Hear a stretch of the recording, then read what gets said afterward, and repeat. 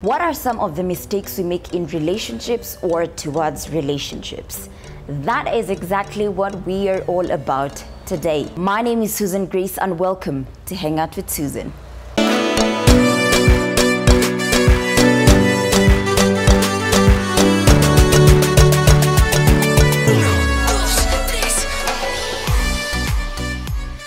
Before you and I get started, I just want to appreciate Coilwear. They came through with what I'd call an early birthday gift. So they came through with a very cool t-shirt with my own personalized message. Of course, I'm going to share a photo with you. And two magic designers really came through. They really did magic with my hair. Don't you just love it? Okay, let's get back to why we're really here. Mistakes people make in relationships or towards relationship. Apparently, one of the mistakes people do is have too much sex. I thought this was weird at first, but I thought about it and I was like, this makes sense. That sometimes people get too sexually involved before they know whether or not they are in a relationship. And I think it later comes to be a big problem because there is the assumption that if we are getting involved sexually, then we must have a special connection. I don't think so. Okay, another mistake people do is giving excuses for your partner's actions which are intentional. This lady went further to tell me that things got worse for her because she ended up with broken ribs. And what happens is you're blinded by love. And so no matter how many wrong things your partner does, you'll always cover it with good things and always justify why they're doing what they're doing or why they're not doing what they should be doing. And I think that is one very genuine mistake, particularly in relationships and a bit towards relationships.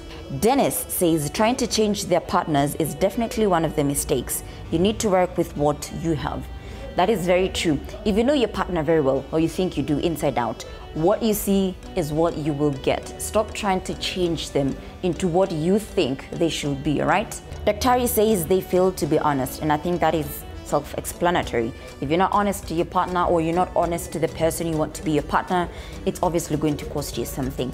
I know you say that what you don't know is not going to hurt you, and that's fine. But if you think your partner needs to know something about you or just something in your life, it would just be fair for you to tell them, because when it blows up in your face, it's not pleasant. Ash brought out 2 pointers. One, he said, assuming a lot that leads to broken communication. That is self-explanatory. And I also think if you're very effective with your communication, you do not create room for assumption, all right?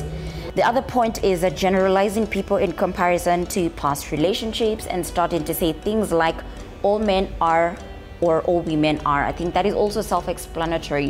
Whatever happened in your previous experiences is in the past. When you get into a new relationship, it's a new relationship with a new partner, new experiences, start on a clean slate. Elaine says, people always expect the other person to fill voids within their lives that only God can be able to fill. So what we need to understand is we need to stop asking or demanding our significant others things that only God can provide for us. That is very profound and deep.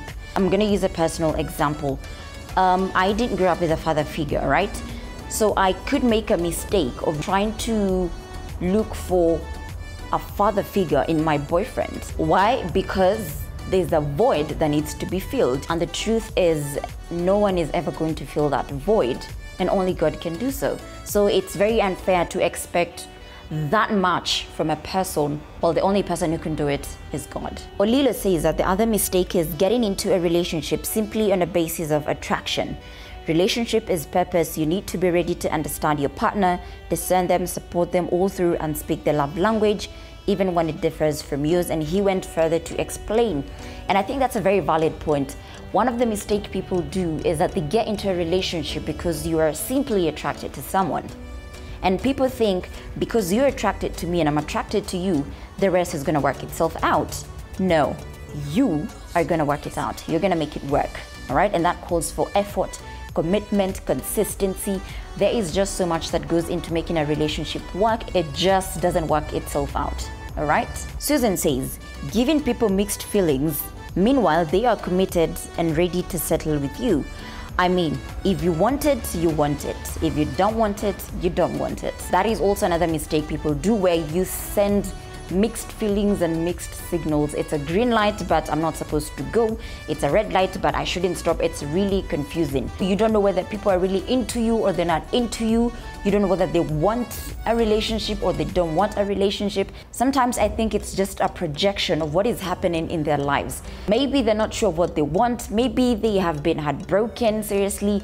There's just a lot that is going on their end that they don't even know which signals to send towards you. Basically, just deal with what is going on your end before you start projecting it to someone else. Pauline says, expecting to receive the same love they give.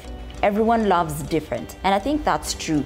We have different ways of showing love. We have different love languages. So how you love is not how you're going to be loved. But whatever you do, make sure your partner feels loved. Someone said having a misconception about relationships. That's the first mistake when getting into a relationship. For a very long time, I didn't like relationships. The idea of relationships just made me sick, okay? I hated being pursued because for me, relationships were just a ball of disappointments. I had the wrong misconception about relationships and I stayed single for like forever. But of course, with time I healed and now I have a different perspective towards it. So yes, having the wrong misconception about a relationship is a very huge mistake. I've got someone who brought out 2 points, and the first one is repeating the same mistakes they did in their former relationships, and he said that sometimes we should take however much time we need to reflect on our mistakes. His other point had a lot to do with peer pressure, and he said, don't also forget that sometimes you'll want to get into a relationship because your friends are hooked. You're very single, you get on your socials and all you see are your friends getting engaged, friends getting married, friends getting in relationships. It's just too much and you just wonder, how is this not happening for me? And so you might feel the pressure to get in a relationship, not because you want to, but because everyone else, especially when it's people you know, are getting in relationships, but you aren't. God's time is the best. I think most of my pointers were brought out in some of your comments, but I'm just gonna add something on that point of assumption. Never assume your position in someone's life. Until you hear it from the horse's mouth, don't assume it. The other mistake I think people do is they don't take their time to know their partners very well, and so somewhere down the road they think their partner changed, but they didn't change, you just never got to know them better. And the last point goes to the ladies. This is a very common mistake that you do, and I'm just gonna say, do not perform wife duties for a man who hasn't stated it clearly what you are to them, period. We have come to the end of this video. Thank you very much for sticking through, and thank you for sharing with me some of your comments on this particular topic. And as usual, I will see you in the next episode of Hangout with Susan.